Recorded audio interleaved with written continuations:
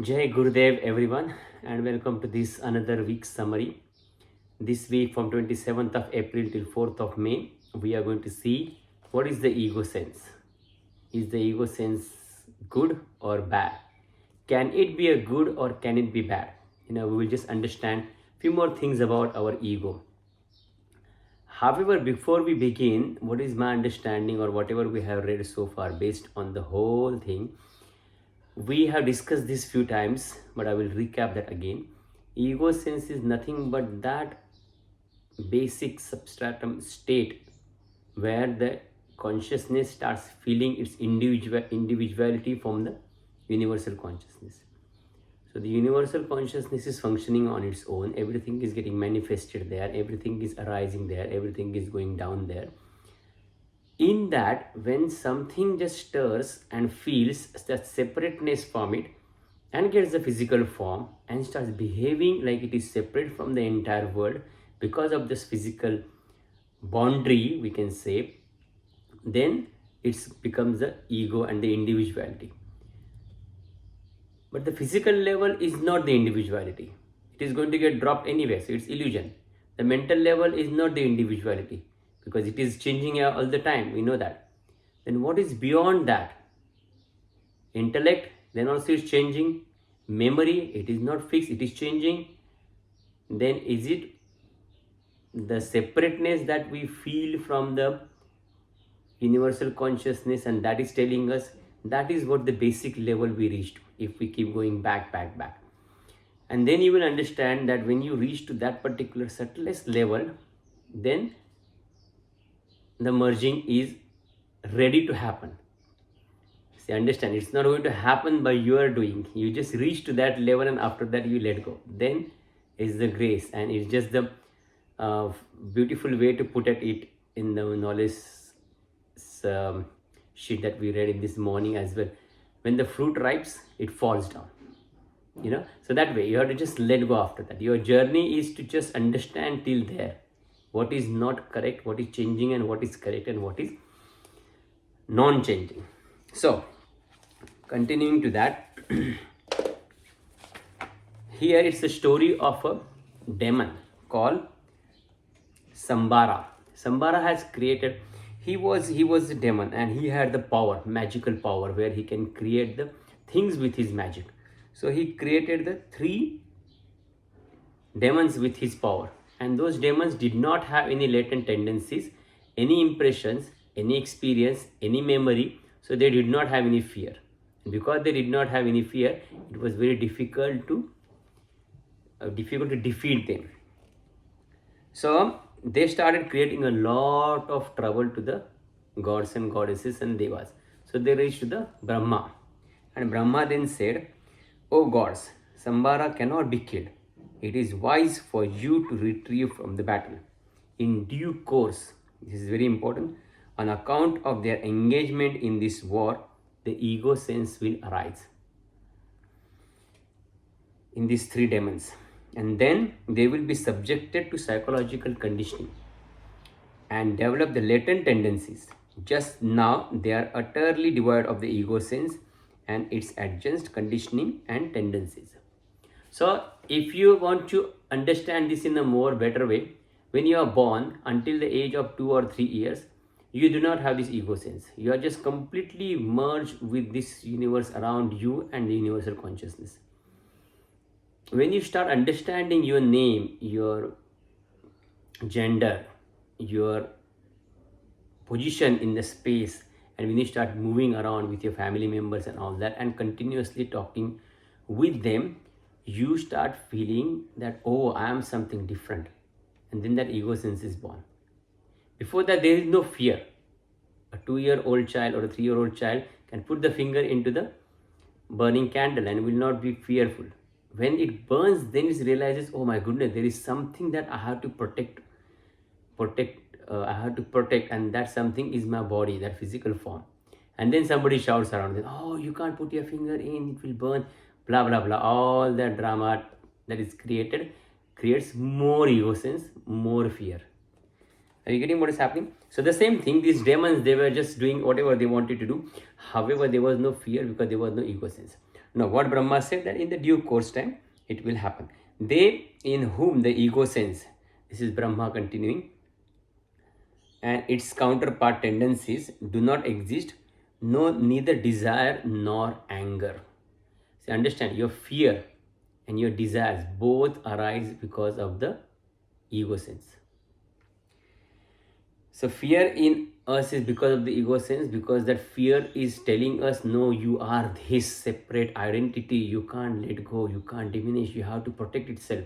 And desire is again, you are this separate identity, you have to satisfy your needs, you cannot get pleasure by not looking after yourself, you have to look after yourself, give this pleasurable experience to yourself, and then we start fall into the desires, our own desires trap. So Brahma said, they in whom the ego sense, me and its counterpart tendencies do not exist, no neither desire or anger, this they are invincible. He who is found by the ego sense, me, or by the conditioning of the mind, even if he is regarded as a great man or a man of great learning, can be defeated by a child. So what he's saying is, until unless you will have that ego sense inside you, you will get defeated by the child. If you are a great man or whatever it is you have achieved in your life, but if you have a ego sense, and you will see that so many wise men, so many clever men, so many old people, just a child comes and says something to them and they get hurt. You know why? Because their ego sense is there alive.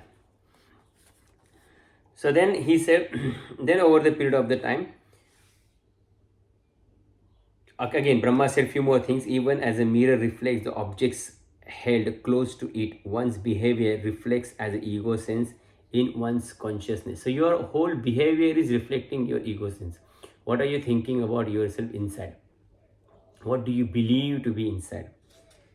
However, if this behavior is held at a distance from the consciousness, there is no identification with such behavior, and ego sense do not arise. So like if you just be witness of your own personality, this personality is just there because it is born. The body is formed with the 5 elements, and then there are some tendencies, there is some experiences, and those experiences shaped me, that form me, and this personality is different. It is getting just projected, and there is someone else behind that who, from where this personality is getting projected. And if you look at that, and if you keep going back to that witness consciousness again and again and again, then you will start realizing that this personality is fake, and then that ego sense will start falling down. Again, go back to that basic what we always discuss. In the deep sleep state, you do not have this personality with you. You still exist there. If you still exist there, then what is that which is letting you exist there? That is what is the ultimate witness. However, in deep sleep, it is unconscious. You are not aware of it. You are completely sucked into that lethargy and tamasic mode. When you practice it in this conscious state, then it takes time, because it is very difficult for that consciousness which is projecting itself outside to withdraw and go back. However, with the practice, you come to know that yes, I can see I'm talking, the words are coming out, I can see I'm looking, I can see that thing, but then who is looking? Who is asking these words to come out? Who is listening? You have to go back to that source again and again. And when you go back to that source, that ego sense that is being formed with this personality start losing its hold. And the same thing happens with these demons. Over the period of the time, they started realizing this is me, this is my body. They fell into the traps of drinking and enjoying their life and eating and lots of other things which they got attached to keep their body. And then they realized at one particular time, no, we are going to die, and that's it. Then it was very easy for the gods to defeat them. So this is the whole story.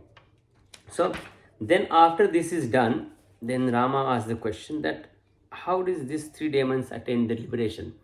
Then Vasistha said they didn't die, they just flew away from there. Then Vasistha explained very nicely, like in this consciousness, how everything just remains. You can get a glimpse of that.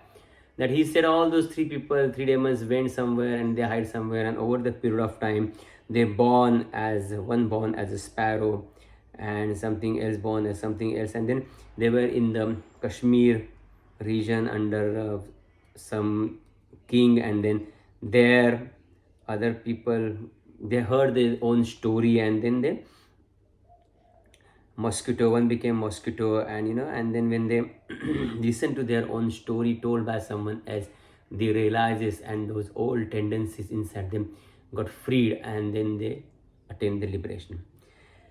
Now, again, it continues saying, Vasishtha says further, it is the pure consciousness that entertains the impure notion of I am, playfully as it were, without even renouncing its essential nature as a consciousness. So it is, see, when you are saying this personality, when you are saying this I amness, when you are saying this ego sense, this sentence is so beautiful. It is that pure consciousness which is enjoying all those things, which is, it is coming from that, and it is just playing in that.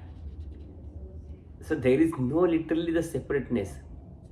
It is just there, a part of one, which is become two, which is looks like two, which is not become two, which looks like two. The duality is seen because the non-duality is somewhere hidden, or the non-duality is projecting the duality. That's why the duality is being seen. So it's very important, and even though these distorted images is truly unreal, the ego sense believes that it is real, because the ego sense wants to hold of it for its individuality. And then further going down, Vasishtha explained, like, they who are established into the state of liberation as pointed by the scriptures surely cross the ocean of world appearances as their consciousness flows towards the self. The consciousness which is flowing outside is getting engaged with the world, getting caught up in the world, getting caught up into the fear and desires. The consciousness which is flowing inside towards its source and towards its non-duality to become one with everything is actually getting established into the liberation, because it is liberating itself from the concepts of the mind and the body. Wealth is the mother of evil. The wealth is the mother of evil. This is a wonderful sentence. What is wealth is the mother of evil? Why it is mother of evil? Because it's so solid illusion. See, again, we are not saying, or I'm not saying, or this book is not saying you should not earn the money. You should earn the money, earn it, keep it, spend it. Earn it more, keep it, spend it more. When it starts hankering inside in your mind as a like or as a dislike, then it's become a problem. I want more money, I want, and they're hankering. I don't want money, money is not good, I just hate it, how people are slave of the money. Again, you are not for it, or you are for it. That raga and dvesha, that aversion and that rejection, that like and dislike, is actually making it evil. That's why itself is evil. Sense pleasure is a source of pain. Of course, this, you don't want to eat, your stomach is telling I'm done, then again you say eat. You don't want to say something, again your mouth says something. You don't want to hear something, you are hearing something. Your eyes are tired, you want to sleep, but you are watching the TV. Everything, sense pleasure is giving you pain. Misfortune is the best fortune. What is the misfortune? Something happens with you that is not what you expected. We don't accept that thing. We want something better to happen to us, and something which is not so better according to us is happening to us, and we call it as a misfortune, and we reject it. But it is the happening which is happening in that particular time on space, and we are rejecting that natural happening which is happening. Understand, there is no right and wrong in this. There is acceptance and there is a rejection happening. I want my house to be stable, and for some reason the house is burning in fire. We will call it as a misfortune, because I don't want it, but because of the natural thing it is happening. It was supposed to happen and it just happened, and then I am rejecting it. Then, but if you see from the other point of view, misfortune is the best fortune. That the acceptance, when you go, okay, this is happening with me, let me accept it and let me work on it. Let me accept it, let me work on it. Your ego sense is diminishing. You're killing your ego sense. that security, false security that that this world is giving you, you are actually coming away from that. You're going more to the source by understanding that yes, whatever is happening in my life, misfortune or fortune, I'm not going to put into that category. I'm going to accept it as it is. And why misfortune is the best fortune? Because in that way your real test happens. Rejection by all is a victory. Rejection by all is a victory. What is rejection? What inside you is getting rejected by all? Our ego sense. When the ego sense is getting rejected and it is not there, then you are victory, because you are moving away from the rejection, moving away from the ego sense. Just for a second, just realizes that you are not liked by anyone. You are rejected by anyone. Nobody wants you anywhere. And if you accept this completely, forget about the right and wrong, forget about what is happening and all not happening, just that me, I will stop immediately inside you. Because you don't want, and nobody wants you. You're just with yourself. That's it.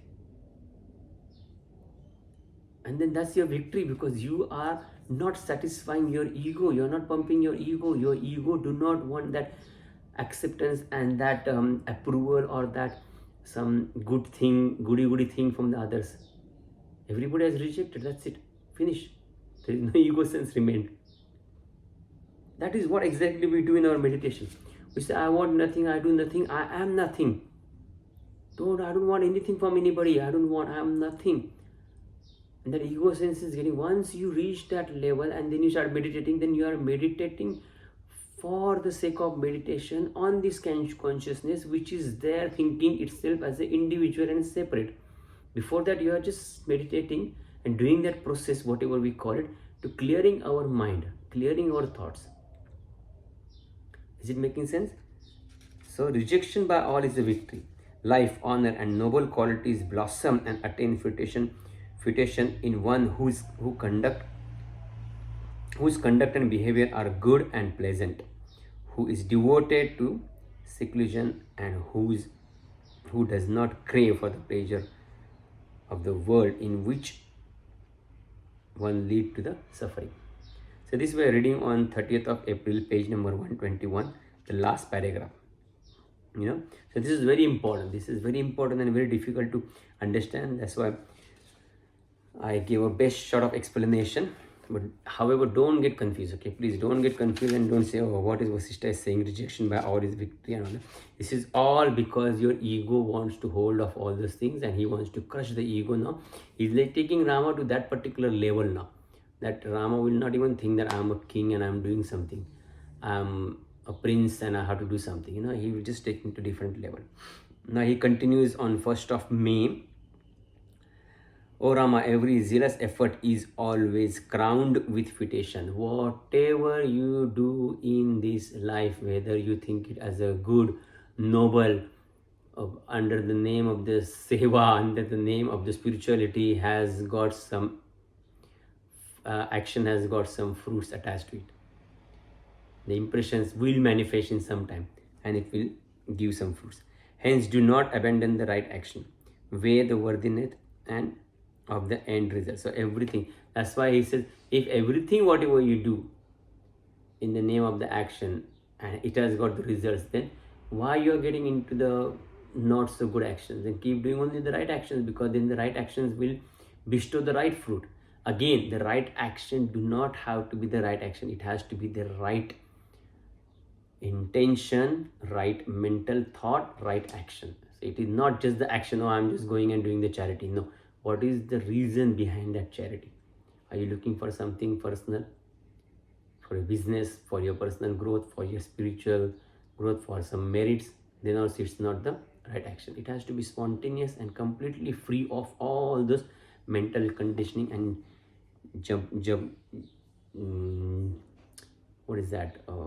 juggling happen inside the mind. So is there any happiness which is untainted by unhappiness? Is there any happiness which is untainted by unhappiness? How can you do something that is unhappy and you will get happiness from that? He's asked a very nice question. Now, the practice to restrain bestows. Now, both the absent of restraint and the practice of the restraint is indeed one and the one in the absolute Brahman, and there is no real division between them. Yet the practice to restrain bestows great joy and auspiciousness upon you. Hence, restore the self restraint and give up the ego sense. Whatever you are doing, the practice of restraining, holding yourself or doing something good, or holding the good thing and rejecting the not so good thing, or not falling into the trap, it's all going to help you in some or the other way in bestowing the good results, he's saying. Now, thus I have explained to you in 1,000 ways the essential reality of the world as an object of perception. The whole world is nothing but the object of perception. I hope you have realized this by now, intellectually at least, how it is. Now it will go to the experiential level and existential level. So you have to actually keep working on that. Why this world is still the object of perception. Now forget about the world and keep coming back to your own thing. Why my body is object of perception? Why my body is not real? Why my mind is not real? How can I come to know? What is that is telling me this is not real, this is changing? And then you will start understanding outside your body also everything is not real and everything is illusion. Illusion and not real, again, it does not mean that you reject it and all that. It is because of that you are understanding the real. So we are taking the support of that illusion to understand that it is not illusion, and then coming out of that. So you are still going to be a part of that. You are going to still be there and you're going to do whatever is expected from you. So this is actually very funny thing, that it's unreal, but you can't reject it and get rid of it. You have to still be with it, and you have to be with it and just use it for your own benefit or your own needs, whatever you want to do good in this life. So you will not be able to get rid of your body and your mind. You will just make it work for your own sake of giving the pleasure or this knowledge to the others and making your life more peaceful and better. When it is then it is said, there is what is known as dissolution of the creation of the illusion. It is nothing but the pure space of consciousness. When okay, that's all good. Now we already talked about that. When it is not rightly understood, that then the I appears to be the impure notion in the infinite consciousness. But when this I is rightly understood, the meaning is seen as the infinite consciousness. See, that's what we discuss about that. This I, when is completely understood, then you will start using it for the purpose, good purpose. When this is not understood, then you will start pushing it away and you will form some dislike or aversion about that. So it's not about you have to reject something. When there is no rejection or no acceptance, you are just there into everything that is happening, then actually you will start establishing into the truth. No rejection, no acceptance. You are just there with everything is just happening in you, around you, and just witnessing everything the way it is. Is it making sense? Then that will you will start establishing into the, and then you will start understanding rightly what is I. When something, the thoughts comes inside you, it is a good thought or a bad thought, but you always explain it and give some nice explanation or some reasons to that, to make you believe falsely that yes, because it's a thought inside you, it has to be good, and there is a reason for this thought to be there. However, it doesn't happen with the others. The others, when they think, and if it is not correct according to you, you give it back and you tell them, no, this is not correct, this is not right. So you have to work on yourself, work on ourselves. That's the only way in this world that is you have to do. Just keep working on yourself, because there is nothing outside your body. You do not know. Only inside your body you can know and you can work on. However, the higher form of I-ness, which gives rise to the feeling of I am one with the entire universe, there is nothing apart from me, is the understanding of the enlightened person. Another type of I-ness is when one feels that I am extremely subtle and atomic in the nature, and there for different forms have come and everything has come out of me in this universe. And this too is unobjectional, being conducive of the liberation. But the I-ness that is been described earlier is the one which identifies the self with the body has to be abandoned firmly by the persistent cultivation of the higher form of I-ness. The lower is eradicated. So he has given the three types of I-ness. When we talk about this I, me, that I-ness. So that is one is like, first one he has said that I am the one with the entire universe and there is nothing apart from me. So you feel that oneness, belongingness with the entire universe. Oh, everything is a part of me. Everything is nothing because the way I see it, the way I perceive it, it is just me, it is just me. Second is, I am the subtlest. You realize the subtlest form inside you and how this projection has come up. And according to that, if I am the subtlest form, then I am the subtlest form which is present everywhere and everything is just arising in me. So you basically go with the universal consciousness. In the first level, you actually merge into, you understand the universal consciousness and you merge into it and you start becoming everything is a part of it. Second time again, you merge into the universal consciousness and you see everything arising from you. But the moment you decide and take the fixation of this notion that I am the body, then your I-ness is different and it calls to the misery and suffering. So you have to always think about, if I'm holding this I as a me, then what is this real I? Where is it? Is it in the body and it is going to die with the body? If it will die with the body, then in the deep sleep, when there is no existence of the body, how this I-ness remains? Is it in the mind? Is it in the intellect? Then all those things are not present in the deep sleep. How come the I-ness is still alive there? So think.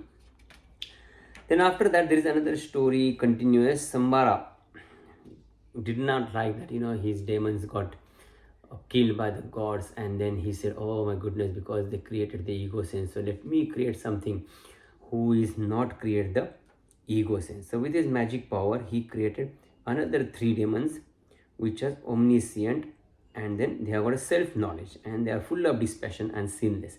So now he created the good demons. Now see, this is what is the ego sense inside us. There is a ego sense which is destructive. There is a ego sense which is good. Are you getting? I want to do something, I want to change the world, I want to make everybody happy. It is still a ego sense, my friend.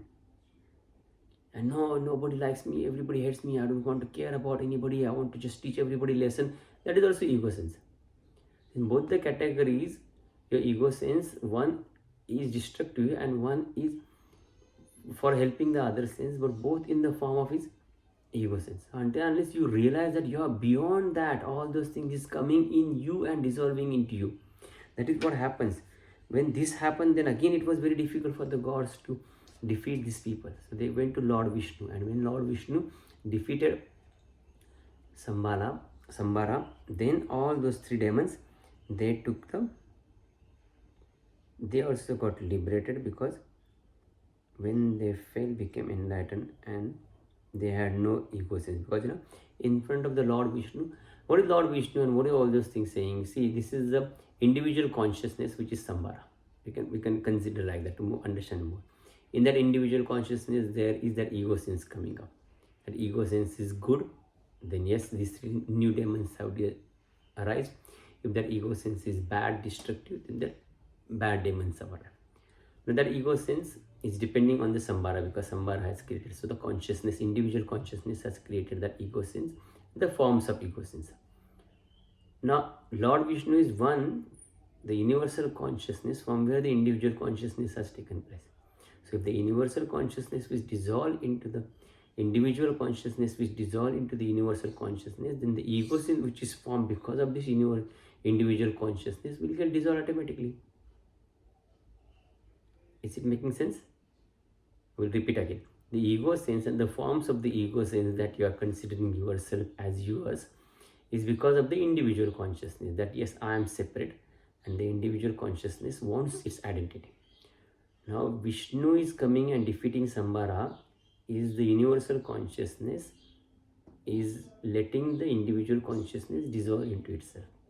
If there is no individual consciousness, if it is dissolved into the universal consciousness and become one, then whatever you have projected on top of the individual consciousness as the ego sense, as a mind, as a conditioning of the mind, as a body, everything will dissolve.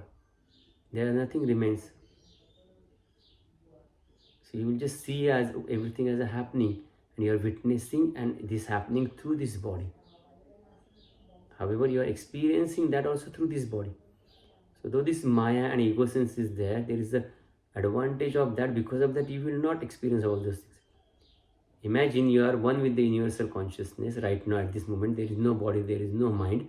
How can you will hear me also? How can you read this book? So when you understand that, then you don't need to get rid of that. You have to utilize that for the better purpose of your own life and the other's life.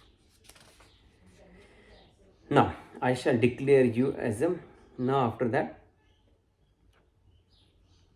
Dhamma Vyala Kata illustrate the mind that is conditioned by the ego sense. Bhima, Basa and Drishta illustrate the mind that is free of condition of the ego sense.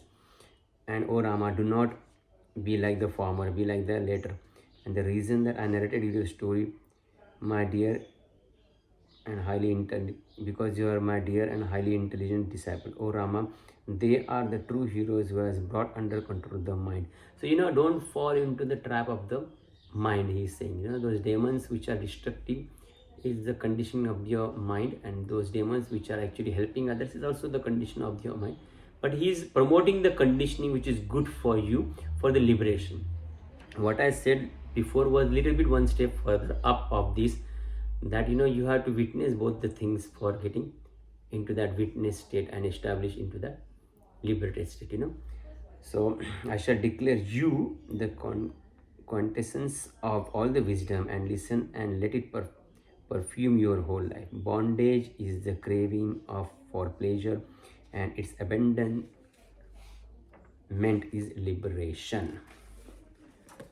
Now the 3rd of May, page number 124, Rama asks the question, the infinite consciousness is transcendental. Pray tell me, this universe, how does this universe exist in it? The universe exists in the infinite consciousness just as a future wave exists in the calm sea. So future wave exists in the calm sea. Now the sea is calm. Imagine the sea is calm. There is no future, there is no waves right now. But because of the conditioning happening around, the air flowing, the earth moving, the waves are getting created. So the waves do not want to get created, but because of the other things happening, it is getting created. Whether you want to born or you don't want to born, that's a different story. But you are born because of something happening around you. And now because you are born with these things, then you can better make a use of this. And the infinite consciousness is unmanifested, though omnipresent, even as space, though existing everywhere, is unmanifested. So it is unmanifested, it is not manifesting, but because of it, everything is getting manifested. Just as the reflection of the object in the crystal is said to be neither real nor completely unreal. So like if you pass something from the object, the crystal, light from the crystal, you will see on the other side different lights, but that doesn't mean it is real, it is not real. It is there, you can see it, but on the other side, if you go back and say no, it's not real, because it is just coming out from that crystal. If you remove the crystal, that is not there. The same way, the whole world has come into the existence because of your mind. You can see and you can project and you can. If there is no mind, then there is no world. It's just the happening here. You just play a part and you just relax into the no mind or into the pure consciousness state. This consciousness is not created, not does it perish. It is eternal, and the world appearance is superimposed on it, even as the waves in relation to the ocean. In that consciousness, when it is reflected within itself, there arises the notion called I am. So it's the consciousness becoming conscious of itself and thinking I am. Individual consciousness, I am, is aroused. And it creates the diversity. As space, the same consciousness enables the seed to sprout. As air, it draws the sprout. As it were, as water, it nourishes it. As earth, it stabilizes it. And As light, the consciousness itself reveals a new life. So it's saying, like as a air, as a water, as a earth, how the different forms of the consciousness hold the different characteristics of, namely sprouting it, or nourishing it, or stabilizing it, or in the light form it actually just reveals a new life. It is the consciousness in the seed that is due course manifest into the fruit. This self, Supreme Brahman, which penetrates everything, is that which enables you to experience sound, taste, form, fragrance, and everything. So, because of this consciousness which is inside you, and it is giving that power to the body and mind, you can taste, you can feel the taste, you can see, you can hear, you can experience all those things, sound and all that, because all these five senses are related to your five elements, and related to the how the consciousness has come up into the physical element that you see around. Space, for example, is related to sound, is related to space. Your sight is related to fire. Mouth is related to the earth. Tongue, you can't taste that. And then smelling again related to the tongue. Mouth related to the water. Mouth related to the water, because if your tongue is dry, you cannot taste anything. If your nose related to the smell, to the earth element, and like that, everything is related. And skin is related to the air, touch element. All this is five elements related to the five senses, and this is all has come out of those. So that's why it all nothing but the pure Brahman, and it is what is actually making you feel and enjoy all this thing. The wise declare that the mind of the enlightened is neither in the state of the bliss nor devoid of the bliss, neither in notion, motion, or non-static, neither real nor unreal, but between these two propositions. So it's just like the completely amazingly subtle yet perfect middle path, or the equilibrium that is mind has found when it starts realizing its real nature and dependency on the individual consciousness, and individual consciousness understand dependency on the universal consciousness. Then the ego sense diminishes, then the conditioning goes away, and then it just becomes a completely centralized. I don't want to fall for the right, I don't want to fall for the left, for the wrong. I just want to be doing whatever I'm supposed to be doing. His unconditional consciousness blissfully plays its role in the world appearances as if in a play. He does not even entertain the notion of liberation nor the bondage. He sees self and self alone. So this is what is happening. This is what we were talking about. That once you reach to that particular witness level, it is just a play. It is the play of which is happening around you. Sometimes I get angry. Sometimes I get happy, sometimes I do like this, sometimes I don't feel like this. As long as you're witnessing everything and not falling into the actions on the mental or physical or verbal level, you are becoming free of all those actions. It is very difficult to practice. It is the ultimate and the last thing that you need to practice, and that is why all the meditations for 20 minutes, 30 minutes, 40 minutes we are doing with focusing on the breath or mantra or anything is telling us how you are puring inside and how the conditioning mind is getting realized, and you are free, getting free from itself. So after this Valmiki said, what Vasistha said, to all is Brahman and to one who is ignorant. Hence it is said, he who declares all that this is Brahman to one who is ignorant or half awakened goes to hell. A wise teacher should encourage students first to establish into the self-control and tranquility. So that's why the truth, though everybody knows, all the masters and everybody, they don't declare, oh, you are Brahman, you are consciousness, you just go and do that. They keep telling you the path or the what is called the different ways to establish into that self-control thing or tranquility core. That's why all those different meditation and different tools and practices have come into the form. Because what is the ultimate that you are Brahman, you are supreme consciousness, you don't need all those things. But then you can't understand that, you will not fathom that, you will not be, the mind will not take it, the ego sense will reject it. That's why you should keep doing these practices to get the self-control, to get the tranquility, to get the purity, to go to the next level. Then there are higher courses, then there are higher workshops that will take you to the further level, higher books, higher knowledge that will take, reading it again and again, doing it again and again. Then one day it will realize that, oh my goodness, I am getting the glimpse of that. And then it will start quieten your mind, it will start quieting yourself. You will not fall into the, you will still fall into those traps of the desires and fears and likes and dislikes, but you will come out of that. It will start making the hold of the desires uh, lose and lose, and then you will start slowly come out of that. It's a long path, it's a long path and a continuous path, but the path is the goal and the goal is the path. So don't worry, everything is fine. You will discover the truth for yourself, whether Brahman is free from sorrow or not, or I shall help you to understand in the course of time. That's what Vasistha said. And that's the end of 4th of May, page 125. So I'm sure you must have enjoyed this, listening to this.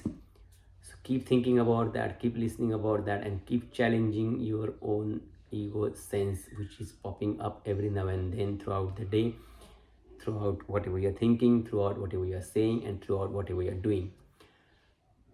Again, the Viveka means discrimination, is challenging your own concepts, understanding what is real, what is not real, what is truth and what is not truth, what is permanent, what is not permanent. So without discrimination, it will be difficult. So keep doing that.